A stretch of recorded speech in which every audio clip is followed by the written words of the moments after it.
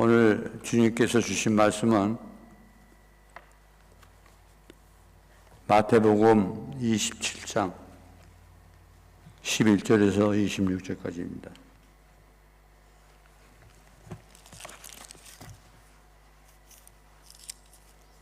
제가 봉독하겠습니다. 예수께서 총독 앞에 섰음에 총독이 물어 이르되 네가 유대인의 왕이냐? 예수께서 대답하시되 내 말이 옳도다 하시고 대제사장들과 장로들에게 고발을 당하되 아무 대답도 아니하시는지라. 이에 빌라도가 이르되 그들이 너를 쳐서 얼마나 많은 것으로 증언하는지 듣지 못하느냐 하되 한마디도 대답하지 아니하시니 총독이 크게 놀라워하더라. 명절이 되면 총독이 무리의 청원대로 죄에서 한 사람을 놓아주는 전례가 있으니 그때에 바라바라 하는 유명한 죄수가 있는데 그들이 모였을 때 빌라도가 물어 이르되 너희는 내가 누구를 너희에게 놓아주기를 원하느냐? 바라바냐 그리스도라 하는 예수냐 하니 이는 그가 그들의 시기로 예수를 넘겨줄 줄 아미로다. 총독이 재판석에 앉았을 때에 그의 아내가 사람을 보내어 이르시되 저 옳은 사람에게 아무 상관도 하지 마시옵소서. 오늘 꿈에 내가 그 사람으로 인하여 애를 많이 태웠나이다 하더라. 대제사장들과 장로들이 무리를 권하여 바라바를 달라게 하고 예수를 죽이자 하게 하였더니 총독이 대답하여 이르되 둘 중에 누구를 너희에게 놓아주기를 원하느냐? 이르되 바라바라서이다. 빌라도가 이르되 그러면 그리스도라 하는 예수를 내가 어떻게 하랴? 그들이 다 이르되 십자가에 못 박혀 하나이다. 빌라도가 이르되 어쩌미냐?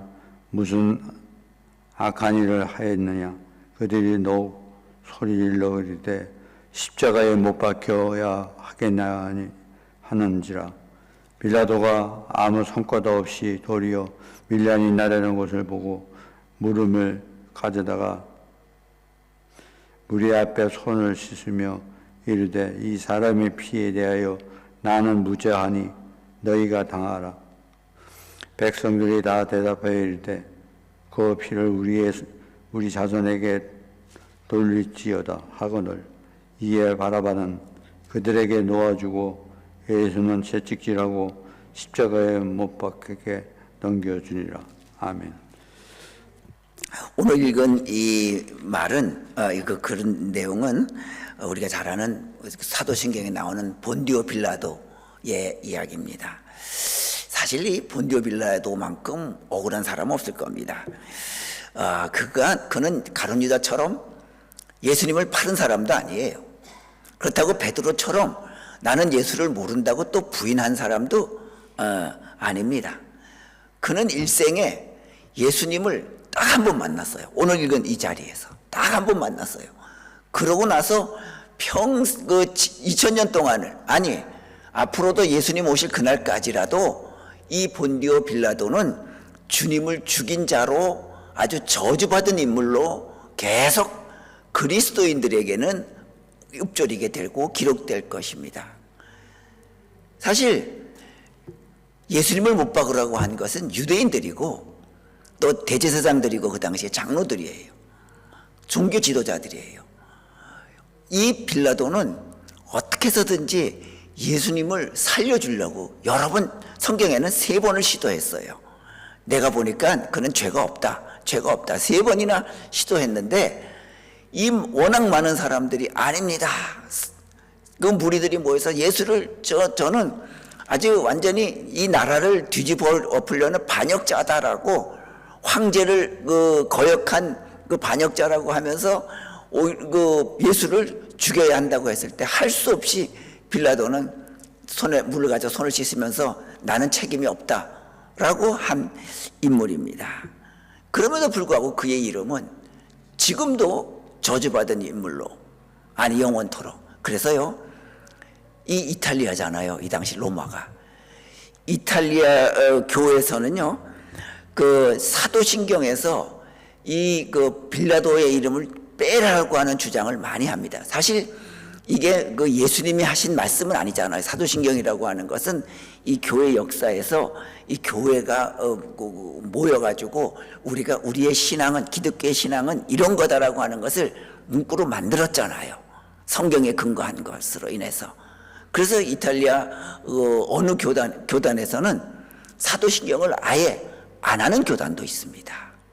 자기 민족 사람이기 때문에 왜 우리 민족 사람이 왜 예수 저주받은 인물로 올라야 되느냐 하는 의도로 빼낼 것을 주장하기도 하고 아예 사도신경을 아주 하지도 않는 그런 교단이 이탈리아에는 있습니다. 우리도 가만 보면 우리의 이름을 한번 생각해 볼 때에 우리의 이름이 얼마나 예쁘냐 또 얼마나 감성적이냐 그게 중요한 게 아니라 그 이름을 생각했을 때 그 사람이 어떤 사람인가라고 하는 것, 이게 사실 우리에게 중요한 것 아니겠습니까? 그 사람의 이름을 떠올랐을 때 뭔가 듣기만 해도 참 그 사람은 아름다운 믿음의 사람이다, 그 사람은 참 건강한 믿음이다 라고 하는 그런 이름의 사람이 있습니다. 교회도 마찬가지일 것 같아요.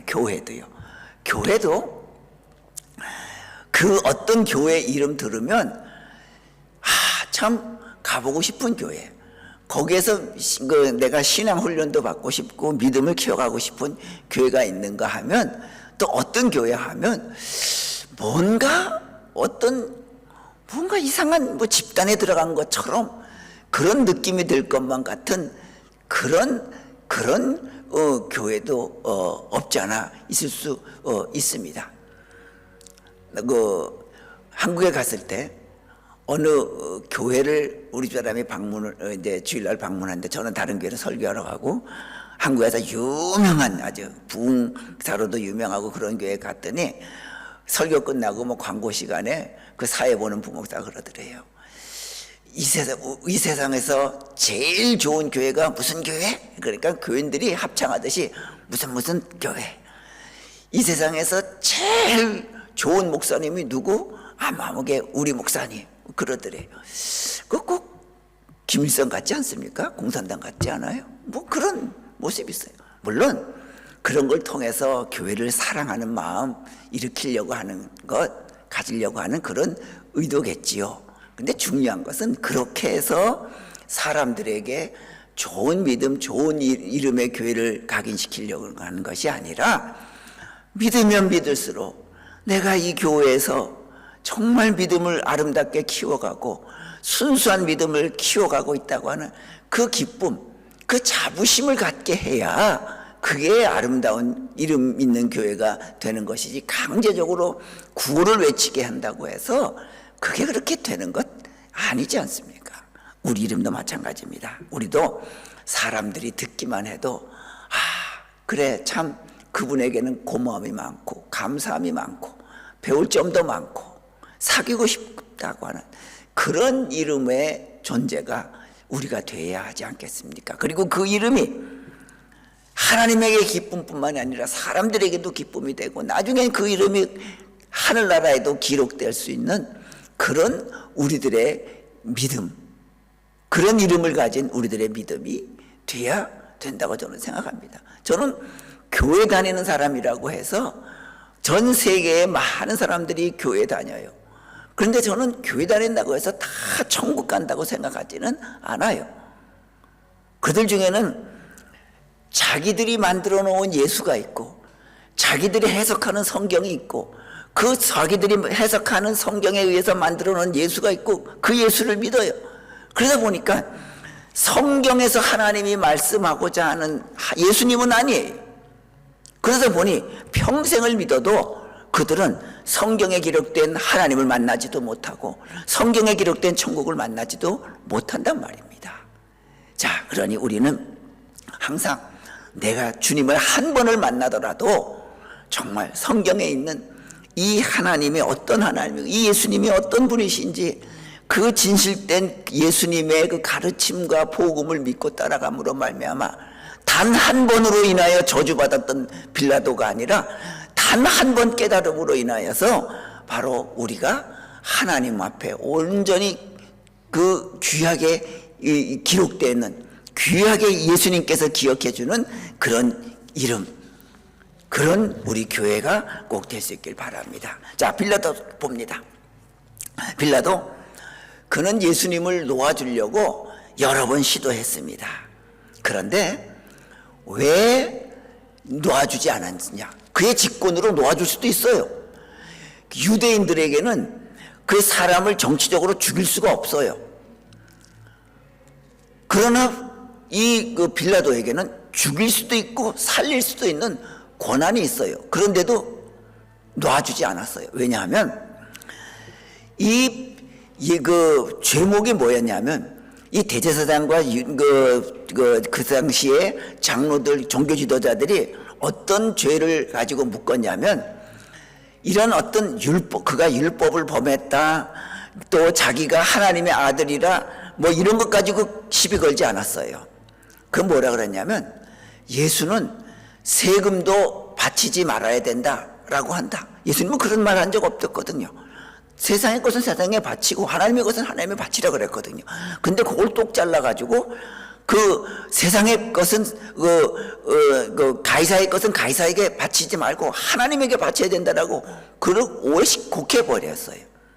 또 그는 예수님은 황제 숭배를 금지했다라고 거짓말을 했어요. 물론 황제를 그 신으로 섬기는 건 안 되지만 그 로마 황제를 자기 나라를 지배하는 왕으로는 섬기는 거예요. 그런데 그들은 예수를 그런 황제를 숭배하지 말라고 반역자의 일을 감당했다, 반역을 도모했다라고 그걸 고소했어요. 그랬더니 만약에 빌라도가 그는 무죄다, 예수는 무죄다라고 말하면 온 사람들이 뭐라고 말하겠어요? 저 로마에다가 정부에다 이를 거 아닙니까? 예수는 황제를 숭배하지 말라고 한 반역자인데 빌라도는 그 예수를 무죄라고 선언했다. 그래서 풀어줬다. 그러고 보면 빌라도도 황제를 숭배하는 것을 반대하는 사람이다라고 이 유대인들이 로마에다가 항의할 거란 말이죠. 그러면 빌라도는 자기의 입지가 떨어지는 거예요. 죽음으로 가는 거예요. 그래서 성경에 뭐라고 그러냐면 민심이 일어날까봐 그랬어요. 밀란이 일어날까봐. 그래서 예수를 십자가 사형에 처했던 것입니다. 자, 우리도 어찌 보면 예수 믿을 때 우리 그렇습니다. 내가 예수를 믿는다고 말하면 그것이 유익이 될 때 얼마든지 내가 예수 믿는다라고 말할 수 있어요. 다 여러 우리가 있는데 이 사람은 여기 교회 다니고 저기 교회 다니고 이쪽 교회 다니고 막 그럴 때 서로 소개할 때 나는 이런 교회 다닙니다, 이런 교회 다닙니다. 전부 같은 예수님을 믿는 사람들이 있을 때는 얼마든지 자신 있게 얘기할 수도 있어요. 그러나 내가 그리스도인이라고 하는 것을 드러내면 그것이 나에게 손해가 오거나 또 내가 희생해야 될 때는 내가 과연 나는 그리스도인이라고 과감히 말할 수 있겠느냐? 빌라도는 못했어요. 그러다 보니 그는 대대손손 예수님 오실 때까지, 아니 지구가 멸망할 때까지 저주받은 이름으로 존재해 있어요. 성경은 말합니다. 갈라디아 1장 10절엔 이제 내가 사람들에게 좋게 하랴, 하나님께 좋게 하랴, 사람들에게 기쁨을 구하랴. 내가 지금까지 사람들의 기쁨을 구하였다면 그리스도의 종이 아니니라라고 바울이 말하고 있습니다. 그렇습니다. 이제 우리 살아가실 때 과연 내가 사람을 기쁘게 할 것인가, 하나님을 기쁘게 할 것인가, 우리 구분해서 정말 내가 사람을 기쁘게 하는 것이 아니라 하나님을 기쁘게 해야 한다는 그런 믿음을 우리가 더 단단히 가져야 합니다. 사람을 기쁘게 하는 목회를 하면 그 목사는 자꾸만 바꿔야 돼요. 이 사람은 이런 걸 원하고 저 사람은 저런 걸 원하기 때문에 이 사람에게 가서는 이런 쪽 편 들어야 되고 이쪽 편에 가서는 또 이렇게 얘기를 해야 되고 그런 또 목회 철학을 내놔야 되고 그러다 보니 일관성이 없이 계속 변해야 되는 거예요. 그러나 하나님을 좋게 하는 믿음은 그게 아닙니다. 변하지 않습니다. 어떻게 하면 하나님의 마음을 기쁘게 할까? 어떻게 하면 하나님께 영광을 돌릴까라고 하는 그런 믿음 우리가 꼭 가져서 사람이 아니라 하나님을 기쁘게 하는 그런 우리가 되어야 합니다. 자, 그럴 때 11절 말씀에 보면 이렇게 말합니다. 예수께서 총독 앞에 섰음에 총독이 물어 이르되 내가 유대인의 왕이냐? 예수께서 대답하실 때 내 말이 옳도다 하시고 물어봤어요. 자, 다른 여러 죄목이 있는데 이 죄목 내가 과연 유대인의 왕이냐라고 물어봤을 때 만약에 유대인의 왕이라고 그러면 그건 완전히 반역자지요. 유대인의 왕은 예수가 아니란 말이죠. 모든 세상 사람들에게 왕은 로마 왕제예요. 로마가 있는 왕이 그 왕이에요. 그런데 예수님은 내가 유대인의 왕이라 그랬어요. 그 의미는 예수님이 말한 그 왕권을 행하는 곳과 빌라도가 물어본 그 왕권이 행하는 곳이 달라요. 빌라도가 물어본 내가 유대인의 왕이냐는 이 유대 땅을 말하는 거고 예수님이 말한 내가 유대의 왕이다라고 말한 것은 하나님의 나라예요.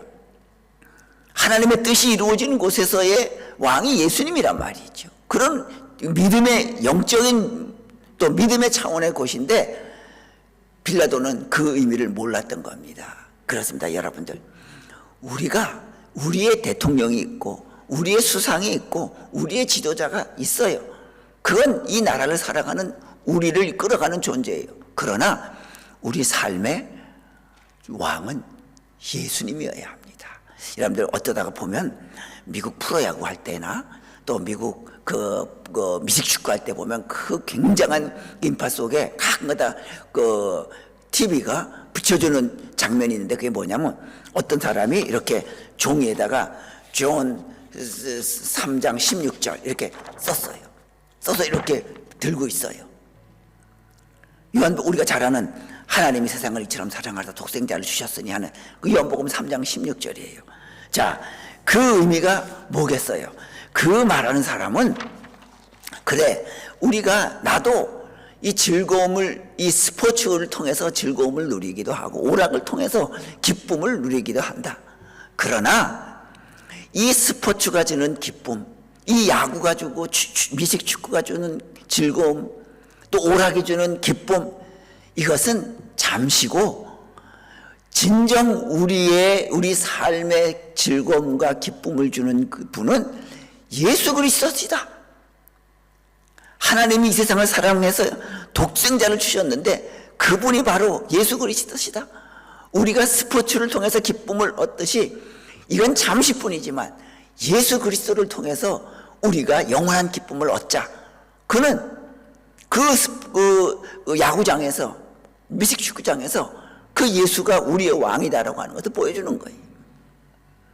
그래서 여러분들 우리 어쩌다가 그 미국 그 프로야구 이런 데 볼 때 그 3장 16절을 들고 있는 사람을 보면 아, 그게 저런 뜻이구나. 스포츠에서만 기쁨을 찾는 것이 아니라 진정한 즐거움은 예수 그리스도를 통해서 찾자라고 하는 저 사람의 주장이구나 하는 것을 우리가 보고 우리가 기뻐할 수 있어야 합니다. 그렇습니다. 우리도 이제 우리 인생 앞에 놓여진 많은 문제들이 있습니다. 이제 우리 삶의 주인은 즐거움은 기쁨은 주님 때문에 갖는 그런 기쁨이 우리의 즐거움이요 기쁨으로 삼을 수 있길 바랍니다. 그러려고 하면 예수님을 우리의 왕으로 삼아야 합니다. 나의 통치자는 예수님이시다. 나는 이제 아무것도 아니다. 나는 보잘것없다. 나는 초라한 존재다라고 하는 그 모습 우리가 기억하면서 이제 만왕의 왕이신 그 예수님을 우리 삶의 왕으로 모실 수 있길 바랍니다. 자, 그럴 때 이제 뭐라고 말합니까? 19절에 총독이 재판석에 앉았을 때 그의 아내가 사람을 보내어 이르되 저 오른 사람에게 아무 상관도 하지 마옵소서. 오늘 꿈에 내가 그 사람으로 인하여 애를 많이 태웠나이다 하더라.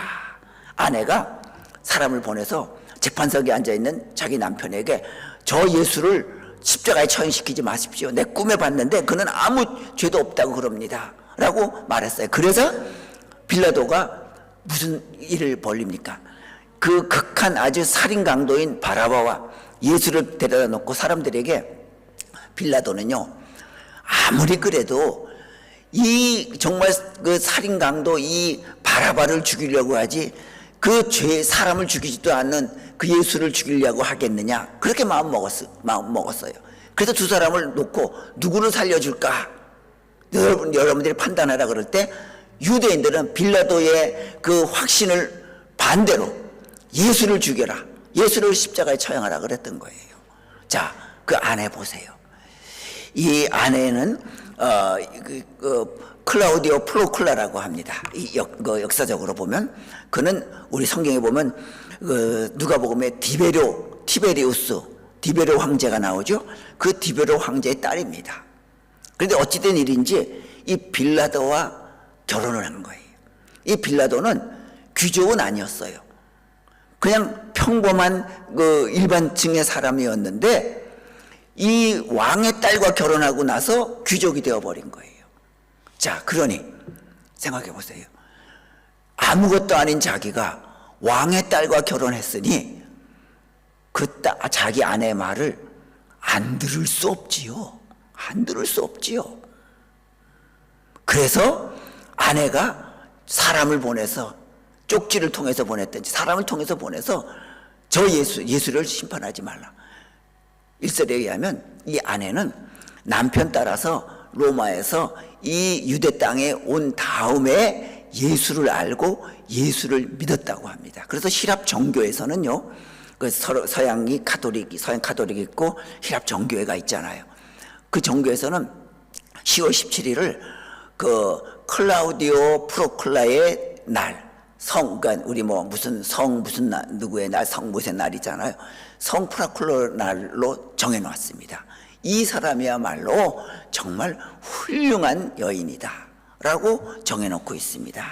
자, 이처럼 우리도 어찌 보면 이 믿음의 아내가 빌라도에게 그 예수를 십자가에 못 박지 말라고 충고한 것처럼 우리도 영적으로 믿음의 모습으로 살아가는 아내가 우리 남편에게 충고할 때에 잘 귀를 기울이는 그런 우리 남편이 되어야 합니다. 그런 가정이 되어야 합니다. 또 아내들은 남편에게 조언할 때에 기분으로 하지 말고 항상 기도한 후에 조언하고 충고도 하고 안내도 하고 하는 그런 모습이 되어야 할 것입니다. 그럴 때 비로소 거기에서 아름다운 결과가 일어납니다.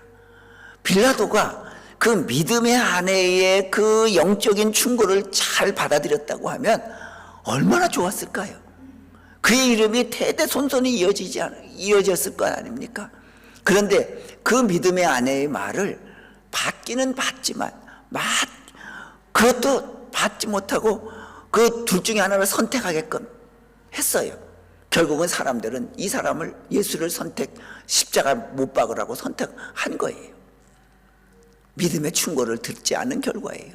여러분들, 우리 가정에서 서로가 서로를 정말 기도하면서 조언하고, 남편이 아내를 또 기도하고 조언한 남편의 조언, 아내의 조언을 우리가 믿음으로 잘 받아들일 때 그 가정은 정말 대대손손이 복받은 가정이 됩니다. 자, 그럴 때 이제 빌라도가 어떻게 합니까? 24절에 빌라도가 아무 성과도 없이 도리어 밀란이 나라는 것을 보고 물을 가져다가 무리 앞에서 손을 씻으며 이르되 이 사람의 피에 대하여 나는 무죄하니 너희가 당하라. 자, 손을 씻으면서 이제 할 수 없어요. 나는 여기에 죄가 없다. 너희들이 알아서 해라 라고 그들에게 핑계를 댑니다.